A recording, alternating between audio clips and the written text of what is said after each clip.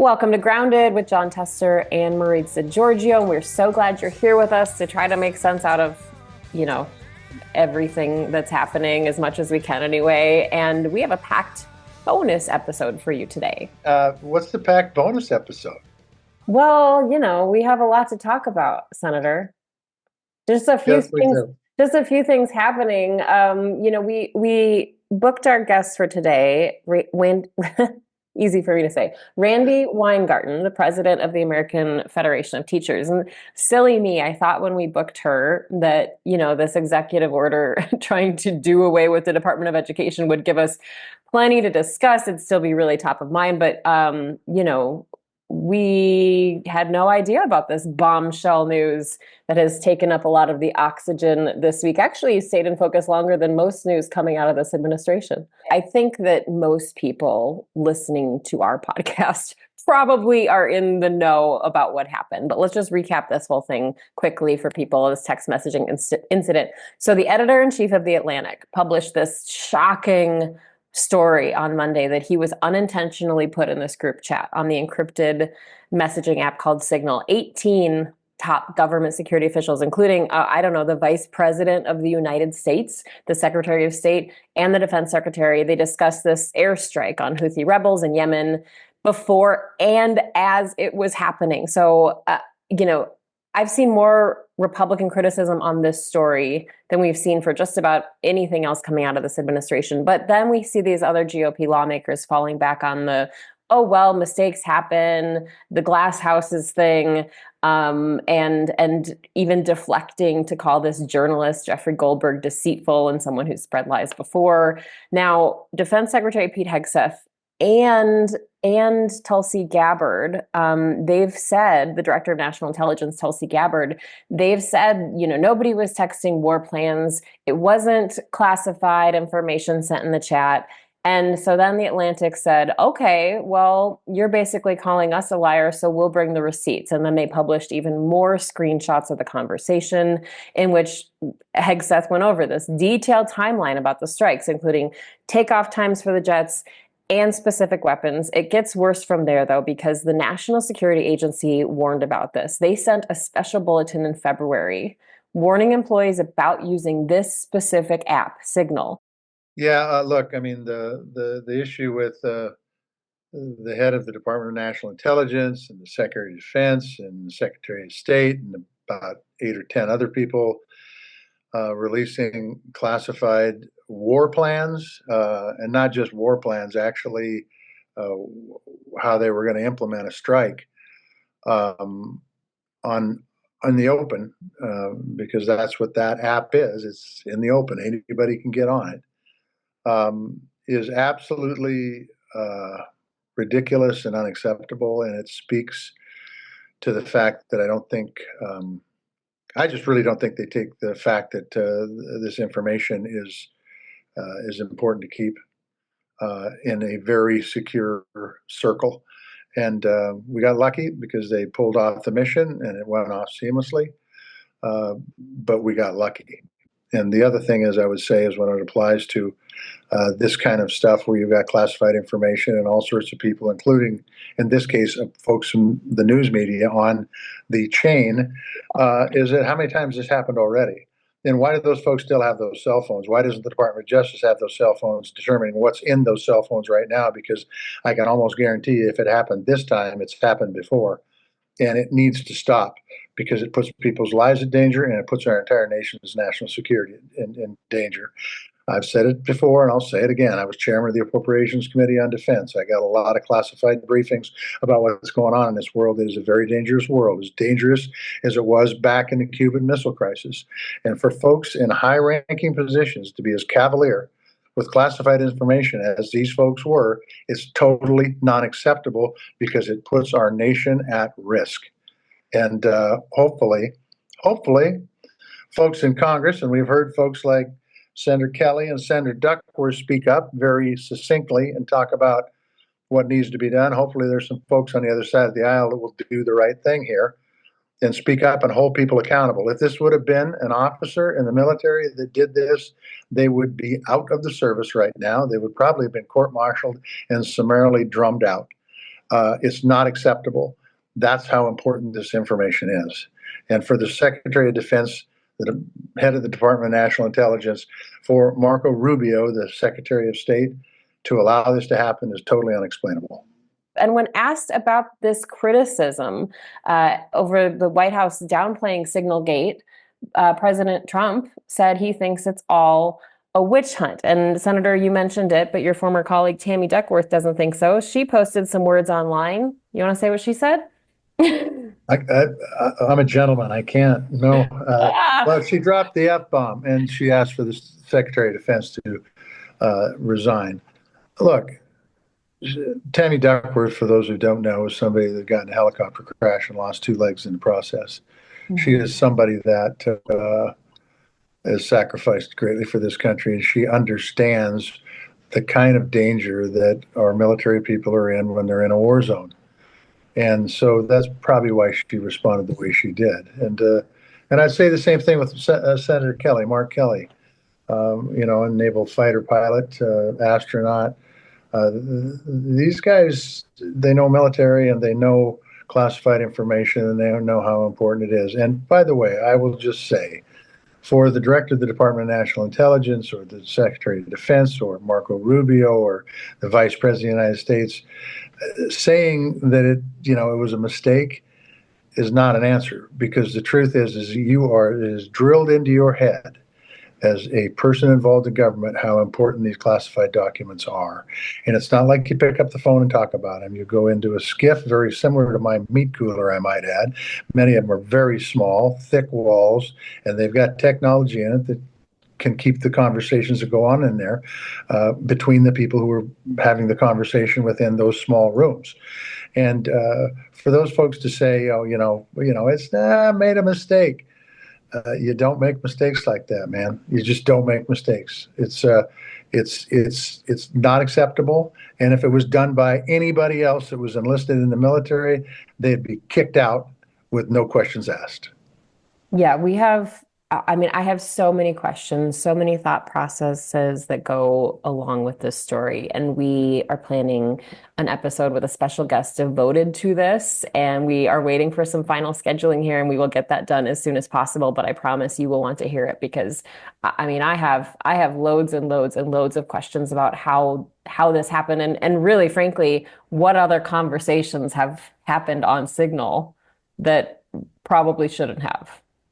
Yeah, that's right. I mean, that's right, because they got caught this time because they put a reporter on the text chain. How that happens, I will never know.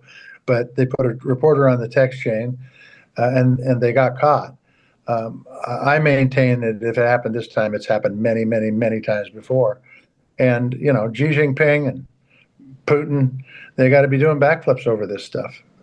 Especially after J.D. Vance got up and said all the democracies are a problem in the communist dictatorships, so they're just fine. I mean, everything is upside down here, and it puts this nation at risk. And it's not about making America great again. I'm just telling you, this doesn't make America great. It doesn't even keep America great. It takes us in the wrong direction.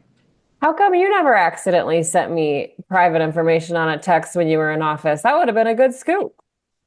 Because the people of Montana and everybody else that I'm associated with would understand how very unprofessional that is, and how beneath the role of a senator that would be. It's just not smart at all. It's buffoonery. Okay, so let's go over a couple of other headlines. Some news out of the Department of Health and Human Services this morning: plans to cut 10,000 full-time jobs across multiple agencies. I mean, this will basically close shop at many departments, including the Centers for Disease Control and Prevention. And Trump plans to sign some more executive orders also, after already announcing this week a new 25% tariff on all imported vehicles and auto parts, and then threatening more tariffs on pharmaceuticals and lumber next week. Yeah, so I mean, where do you start? I mean, truthfully, I'm going to go here. With the Department of Health and Human Services, it's all about health. It's all about making sure, look, we went through a pandemic. Chances are there will be another one. If we're not prepared for it, it will be worse than the one we had. And I don't know about you guys, but I didn't much care for the the COVID-19 pandemic. I thought it was pretty damn miserable. If you're prepared for these things, which is what the Department of Health and Human Services does, plus a whole lot more, plus a lot of research, all sorts of things that are very, very important, you just can't do what they're doing.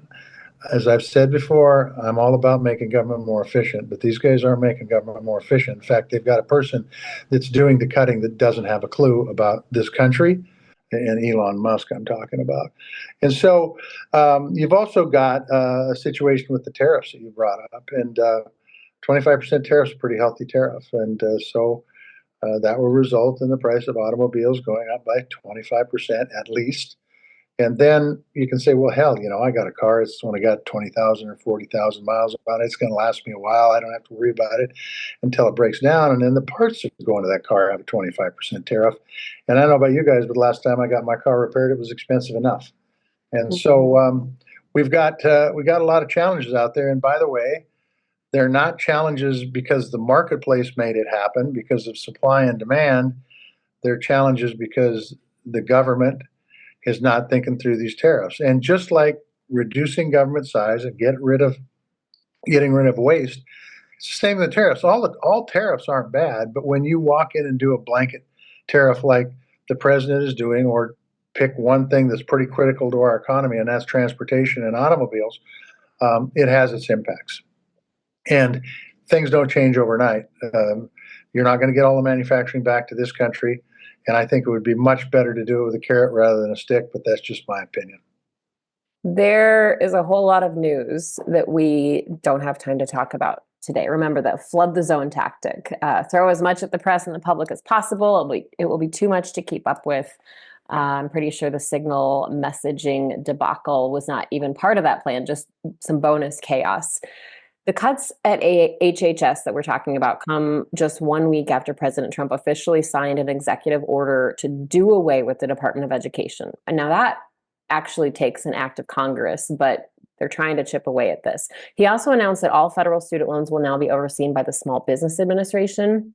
And as we discussed in our episode earlier this week, the SBA plans to cut staff by more than 40%. We want to talk about all of this and all of what's happening with the Department of Education with Randi Weingarten, the president of the American Federation of Teachers. And most specifically, we want to talk about how this is going to impact us, how this will impact everybody who's listening and watching this. Thanks so much for being with us, Randi.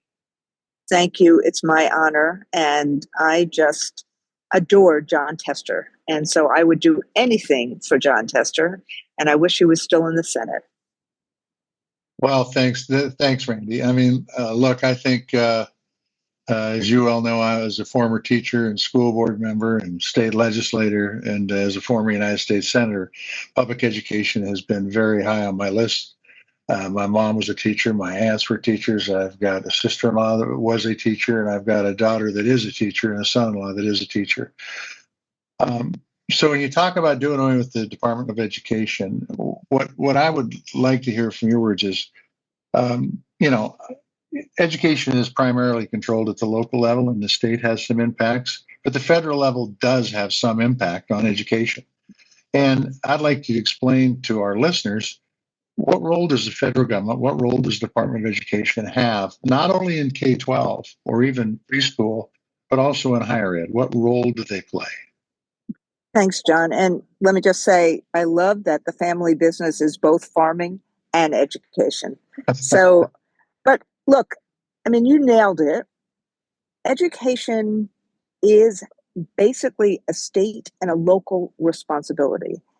But what the federal government has done since LBJ was president was to try to fill opportunity gaps, to try to level the playing field, and so that ladder of opportunity is there for every child, every young adult in America. And so there's all sorts of different ways that happens, and it is very focused on specific opportunities. So, for example, I'll do the list of the millions of young adults and children that are affected by funding that the Congress has passed that goes directly to children. Head Start funding, funding for kids with disabilities, funding for kids who are poor, for kids who are learning English, funding for kids in school districts in rural areas when the tax, when the tax base is not sufficient, funding for kids who are taking career tech ed, funding for kids who, are the first generation going to college and they can't afford college. And then the entire student loan process is now serviced through the Department of Education, 45 million people, and the entire financial aid for college process is done through the Department of Education. So if you actually add up all these kids, it's 7.5 million kids with disabilities, almost 8. It's 26 million kids who get Title I. It's 5.5 million kids who are learning English. It's 12 million kids who get career tech ed. It's 10 million kids who get, Pell Grants. It's 45 million young adults who are affected by the loan servicing. So you're talking about a huge number of people in America that actually get something to help their opportunity to be prepared for life, career, and college because of the Department of Education. And that's why all of us are just, freaking angry that they would take this opportunity and slash it by basically saying they'll denude the Department of Education. Well, this was part of the plan on the Project 2025. It listed it very Correct. clearly in there that the intent was to get rid of the Department of Education. By the way, all the other stuff that's being done by Musk and the administration was in that too. And just a little tidbit to my farmer friends. Remember, they talked about getting rid of farm service agencies too. So Right. it becomes an issue where government, and if you want to save money, you can save money, but there's going to be a lot of people that are going to be feeling the pain of this as we give tax breaks to the richest of the rich, is what they're dealing with in Congress right Exactly. now. So, but I'm gonna leave the college loan stuff for a little bit later in this conversation. Sure. But all the things you talked about, disabled kids, poor kids, the money that goes to the different groups that are out there, rural kids. What's going to happen with that? Is that money is it going to go So, back to reduce the debt, or is it going to continue to flow to the school districts through a different mechanism? Do you know what the plan is for this moving so forward? this is a $64,000 question because this changes all the time. So at the beginning of this administration, I would have told you that they're going to either block grant all this funding, meaning let the states, like a state like Florida or Montana or Oklahoma, basically say they get the money, they can put it anywhere they want. And these governors have now said they want to put it into vouchers. So it would be kind of income redistribution from kids who are in public schools and families in public schools to families who already are using vouchers. That's what I would have said at the beginning of this. Or they would have just taken the money and put it into tax cuts for the rich. They want this $100 billion. But what's happened now is this: we've made such a big deal about this, teachers and parents across the country, that 65% of the public now says, don't cut the Department of Education and don't cut this funding. We don't want this. So now what you're seeing is the mealy mouth. Now you're seeing Linda McMahon saying different things to different audiences. One day she says, oh, no, we're not going to touch the money that goes to kids who are with disabilities. Oh, no, we're not going to touch the formulas. Oh, no, we're going to make them into block grants. So the confusion is replete. My concern is this: they're not going to do what Congress has said they should do, which is this money goes directly to kids in school districts. And we will keep fighting to get that this money should go directly to kids in school districts. And we're going to a lot of states, but local school boards in particular, say, hey, what happens if you don't get the Title I money? What are you going to do? Are you going to cut services, or are you going to raise taxes? So our goal is every single dollar that goes to kids right now in the way it goes to kids needs to stay. And frankly, as you voted for, we need to have more. We need to have more Title I monies, and we need to have more money for rural districts, and we need to have more money for kids with disabilities. Randy, that's kind of what I keep thinking about So is it's a big I don't know. that's what I keep thinking about, Randy, is, already we see teachers post, Amazon wish lists and asking for extra help to basically supply their classroom with what they need. We see bonds and Yeah, levies fail constantly. So let's just play this out. I mean, real life stuff. If I'm a kid with a disability, like, what will this all mean? Like, what will my new life look like? What will this mean for families who are directly impacted? What will their new daily routine look like? right. So think about it this way. Of every $9 that school districts spend on education, $1 of those 9 come from the federal Department of Education. And in Montana, it's even higher than that. Like Montana, Mississippi, they actually, it's almost 20%. It's almost 2 out of every $9 come from the federal government. So this is what it means to a parent. Maybe no summer school or summer programs, maybe no after school programs, class sizes getting higher, all those um, aides and paraprofessionals that are in classrooms gone. For a kid with disabilities, maybe the occupational therapist is gone, the physical therapist is gone, the paraprofessional that's helping in a classroom is gone. So it's real services that are going bye-bye if this money goes bye-bye. And what I would add to that, by the way, is that the only way those services don't go bye-bye is if, in Montana's case, property taxes are increased so that they have the Exactly. additional money to keep those programs going.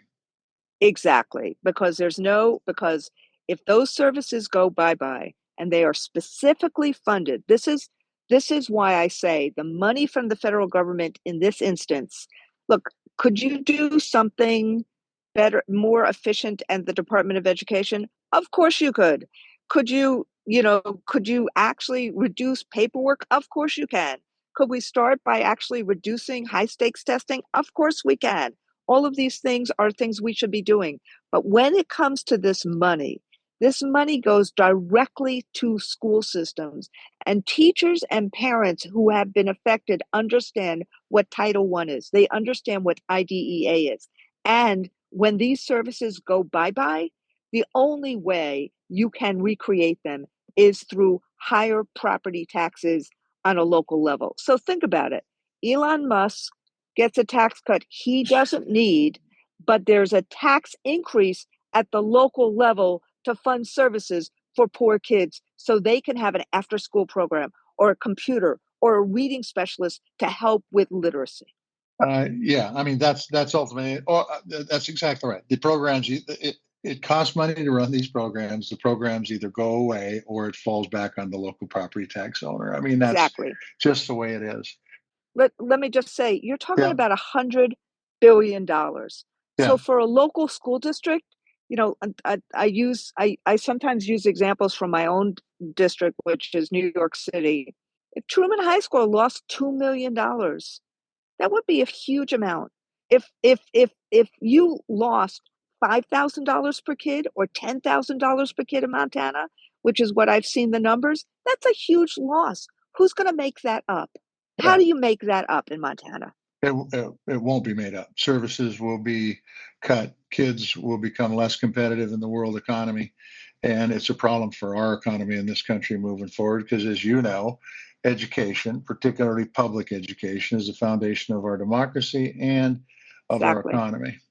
I want to talk Exactly. about the student loans for a second. You said, I think Maritsa said 45 million kids. Is that right, Maritsa? 45 million kids have student loans? Oh, I cut Yep. grant. Yeah, 45. And I was one of those kids. I just paid mine off, and I was a recipient of a Pell Grant, which really is the only way I got to go to college and enter the field of journalism. So if I'm, if I'm 18-year-old Maritza, Randy, like, do I just not get to go to college? Is that the deal? So this is part of Maritza, and John, this is part of what's what's so venal about what they're doing. Number one, and we sued them last week on this, and they've now put the application back. The Justice Department told the judge to buy some time that they would put the application back on. We sued them last week because they just took all the applications off the website. So you couldn't apply for a student loan. You couldn't apply for income-driven repayment. And they've cut the number of people in the financial aid office to one. So if you're a parent that has a question about financial aid or about a Pell Grant, you can't get that question answered. So Maritza, that question, the answer to your question is, you know, if you disassemble all the ways in which you can get a grant, how do you get a grant? How do you do it? So that's why we rushed to court last Monday to say, oh no, you can't do this. This is statutory. You got to put the application back up. But the second point is this: if you can't pay your loan, or you don't know whether, if you have a question, like Mohila is one of the big loan servicers, and Mohila is not answering your question, and one of the big repayment plans was found to be illegal a few months ago, and you're in that payment plan, and you're trying to get into another payment plan, and all of a sudden you're not paying your monthly charge. Think about what's going to happen to that kid. Foreclosure, forbearance, all of a sudden their credit looks bad. So this is what's so venal about this. They broke the student loan system, so nobody knows if what they're paying is right, if it's being if their payment it has been um, uh, deducted properly, if it's credited properly. So it's a big question mark right now because they broke it. And we, as I said, we went to court to try to say, you cannot do this. You cannot break this system. You have to make it work and operate the way in which Congress intended. Exactly. And they want to try to move it to SBA as they cut SBA by 40%. The additional workload with the cutting of that staff, it takes people to help people get through this stuff. And I just don't see how this is going to work out in the end. And in the end, by the way, for the businesses that want uneducated employees, they're going to be in great shape. For an economy that wants entrepreneurs and well-educated employees that'll help them make money and make profits, those folks are going to be in trouble, truthfully, and it won't take very long for that to happen. Yeah. And John, I just want to dwell on that point for 1 second, if I can, if you have another minute, which is in an AI world, in the world that we are going into, critical thinking and problem solving, as opposed to memorization and rote learning, critical thinking, problem solving are the skills of today and tomorrow. Relationship building, resilience, communication. This is the kind of skills that kids need. So we need to have actually more pathways to career, including career in farming, including career in cyber, and we need to have more pathways into college. So what this is doing is actually putting a hatchet to opportunity, except for the very rich. It makes no sense. And it particularly makes no sense because even Donald Trump and Linda McMahon keep on talking about career tech ed. How are they going to do this if they don't have an infrastructure to do it? So what they're doing by breaking things is they're just making people lack hope and opportunity. It makes no sense as America. And one of the things that we hear about, and you mentioned it a little bit, is this voucher program. So I have a general understanding of the voucher program. Some people say this is really good. It means the money travels with your kid. What do you say to that? 90% of the kids in America go to public schools. You take money away from those public schools, what ends up happening is that you lose the librarian, you lose the sports program, you lose the extracurricular activities.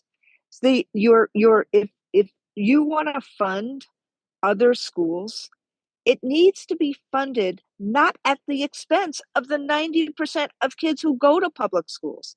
And what has happened is that it has effectively, in places like Florida and Arizona, defunded public schools. It's taken a hatchet to those public schools and to the 90% of the kids who go. Now, in terms of the private schools, this is what's really happened. Basically, say you have a voucher of $7,000 and you want your kid to go to the best private school in a state. What is happening in terms of those private schools is they're raising tuition. So it's the school's choice, it's not the parent's choice. And then the second piece is take rural America. There's no private schools that are there, there's no charter schools that are there. So effectively, you're basically saying to rural America, you don't count anymore. And then let's actually look at the data when the data is actually collected. Number one, the kids who have transferred to private schools aren't doing better in those private schools. In many instances, they're doing worse. And the last is that most of the money that is going to vouchers, 7 out of 10 um, people who get this money are people who are already sending their kids to private schools. So this is becoming the school's choice, not a parent's choice. And what the effect is in terms of public schools is it's defunding it. Yeah, I think Sorry, just the facts. in rural areas, the folks who were talking about charter schools and private schools will say, well, they don't have any, but they'll start up. But I will also tell you that that's simply not going to happen. And if it does, it'll be rare. And when it does happen, it will shut down those public schools because the enrollment in those schools are so small right now that you pull 5-10 kids out of a school, that school will close down because they don't have the funds, because funding is based on a annual number belonging, which is per student. And it becomes a real problem. Exactly right. For those folks to be able to make their ends meet when it comes to state funding. Exactly right. And that's part of the reason why when the voters get to decide about vouchers, virtually every single one of the voucher referendums have failed. When it's not done through a legislative process, but it's done through a referendum. Just even this last November, there were 3 voucher referendums on the ballot. In 2 of the states, they voted overwhelmingly for Trump, and they voted overwhelmingly against vouchers. So when the public really hears it, they vote against it because they say this should be public dollars to strengthen our kids' pursuits in public schools. They've had so many opportunities to do this and they've backed off of it. Just last year, wasn't there a bill to eliminate this and 60 House Republicans opposed to that? Well, when you don't have the political bullying, and last year there was no political bullying about, getting rid of the Department of Education. And you're absolutely right. 60 Republicans said no. And in states like take Texas, for example. I mean, look, we just saw it in the state government in Montana as well, in terms of Republican, rural members of the legislature said no. But in take Texas, there was a combination of rural Republican members and urban Democratic members who beat back 5 voucher attempts by Greg Abbott in the last 2 years. And then what happened is that one of the billionaires, Jeffrey Yass, got involved in all of these Republican primaries in their plebiscites last year in 2024. And basically, because of money, got in pro-voucher Republicans in rural areas, and ousted the ones who were really trying to keep their schools intact for all the reasons that John just said. And so this is a money game here. It's billionaires wanting to fragment public schooling, wanting to undermine pluralism, wanting to undermine broad-based opportunity, and wanting to defund public schools. Those are the people who are really, really, really pushing the voucher movement. It's all billionaire. It's all billionaire money. And I think they're also the people that are pushing to get rid of the Department of Education. I completely agree.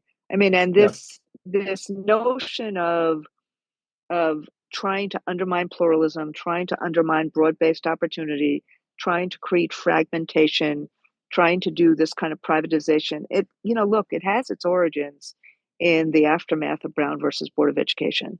And it goes back to the point I tried to make earlier, which is in America, we have, we're not always right about it, but in modernity, in the post World War II era, we have really focused on broad-based opportunity and opportunity for all, and how we leveled the playing field to do that.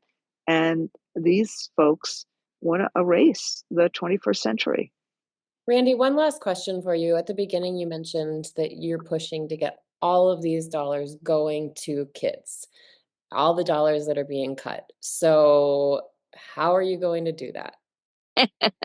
So we have a strategy that has a lot of C's in it. Okay. Number one, we have to work with our communities. We have to communicate in a way that's effective. Every school teacher understands it's not what's said, it's what's heard, and it's what's felt. So we actually have to communicate, not in a high-minded language, but what this really means and what the impact is. And we have to do it in and with communities, not just talking to ourselves, but talking to everyone in a community. And particularly since literally only about 30% of adults right now have kids in public schools. So we have to talk to not just parents, we have to talk to communities. So number one, work with communities. Number two, we got to do a lot of not only go into court, but win in the court of public opinion. And we have to, and that's going to be what affects Congress. If Congress sees that their communities care about this, then the Congress folk have to make a decision. Do they care more about the ire of Donald Trump, or do they care more about what their communities feel? So we had a huge event on March 4th. It was March for Our Children, Protect Our Kids. 2,000 events all across the country that same day about the issues we've just talked about. Make it real. And then NEA did the same exact thing on March 19th. We've talked to people about going to their local school boards and asking the question we just talked about.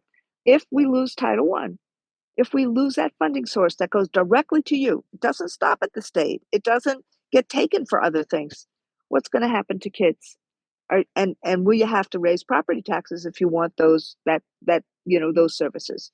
So going to town halls with Congress people, if they have them, going to the local school boards, making sure that people understand what's going on. You cannot abolish the Department of Education without a statute. That takes 60 people in the Senate to vote for that. And I don't think they got 60 votes. But we got to also keep the money, not just the department. Well, thank you very much for being on with us, Randi. I appreciate it very, very much. It's a very important issue because, as we've said earlier, this is the foundation of our democracy and our economy. And if you start undermining it, we can talk about all the things that aren't going right in education, but there will be nothing going right in education if this administration continues to do what they're doing. Exactly. I really appreciate both of you. Thank you. Senator, my takeaway from that chat with Randi Weingarten is that there are a lot of dominoes that will fall because of this decision, and impacts that maybe people might not be thinking of. The first one I'm thinking about are taxes. I mean, our taxes have gone up dramatically over the past few years, and if they go up anymore, I think we're going to hear from a lot of people, at least in my community. Yes. Well, I mean, so that really does bring it down to, I think we're going to end up in a situation where programs are eliminated. And and these are good programs. I'm going to give you a really quick example. When I was teaching, and this was in the late '70s, there was a kid in the elementary school that had a speech impediment. He couldn't speak very well, and he had a hard time because of the programs that are funded by the programs that Randi Weingarten talked about. He got some help. He got his speech taken care of. He now is a fully grown adult, and you would never know he ever had a speech problem. And he's, by the way, an incredible guy, an incredible contributor to our community. But the bottom line is that's the kind of stuff that these dollars do. They help make kids that have issues, that have challenges, get them back on their feet, get them going in a direction so they contribute to society moving forward, so they don't have to worry about just because they talk funny, they're going to be looked at and discriminated against. And that's exactly what happens. And so helping these kids out is very, very important moving forward. And I think these are programs that if you do away with them, you're going to see a noticeable change in our society and not for the better. So, I really hope the administration does use Congress and doesn't just wholesale cut these things, because legally they can't do that. But if Congress lets them do it, there's not much we can do about it other than just tell them that we think these programs are important. And I think that's true in every one of the areas that's come down the pipe where people have contacted us and talked about the challenges that are out there with cutting different programs and what can they do to stop it. And I think it's why we saw the town halls this last week in Montana without our representatives in Montana, and they were done all over the country. And oftentimes there weren't any representatives there, but the people sure showed up, and they talked about what they're seeing and what they'd like to see changed, which is pretty fundamental to our democracy. So you're right. I just don't think the property taxes will hold it. And I think that in the end, the programs are going to go away instead of property taxes going up. And I think that will be a net negative, all because there was a decision made in an outfit called 2025 to do away with the Department of Education, and Congress hasn't stepped up and said no. I hope they do. Yeah, you mentioned those town halls, and I know you couldn't attend the one that took place in Billings, but you did send prepared remarks, and we have posted those on our Substack for our paid subscribers there, so you can go check it out. And we plan to post more on that. There's so much news to cover every time we do this podcast because it's not daily. And even if it were daily, there would be just too much to get to. So we've had incredible feedback. I want to thank everybody who's taken a minute to write us already, to reach out. It's been just really great, really wonderful to hear from so many people, and that you're taking time out of your life to tune in and then write us. And I want to remind you again, we are on Substack. We're also on YouTube. We're going to start offering some more bonus content, especially weeks like this when there's just too much to fit into a podcast, because it's just too much. Before we go though, I want to ask you about your hat today. It's a maroon hat and it says M Sun. Yeah, exactly. Well, you've been from the town that is where the University of Montana is. You probably think this is a U of M hat, but actually, it's a hat from the arch enemy, Montana State University Northern. Northern is up at Havre. It's a satellite campus to MSU down in Bozeman. They do a hell of a job up there, by the way, educating teachers and mechanics, and it's just a great campus with great leadership. And since we were going to talk about kids today that have student loans, and Northern's probably more affordable than most, I thought we'd talk about MSU Northern, and give them a little plug and wear their hat. So that's where we're at. And it's the closest university to where I live. I did not graduate from there, but they're good people. So I need to admit that I'm embarrassed because it's not M-Sun, it's MSUN. So there we go. It looks just like M-Sun, MSU. That's what it is. It's M-Sun, Montana State University Northern. Okay? There. See there? Right. Says there Northern. It is. Okay? All right. There it is. Okay. Well, thank you so much to our guest, Randi Weingarten, to our friends at Pearl Jam for letting us use their music, to all of you, our listeners. You can find us on Substack, Blue Sky, Instagram, YouTube. You can also shoot us an email anytime at groundedpcast@gmail.com. We will chat again soon.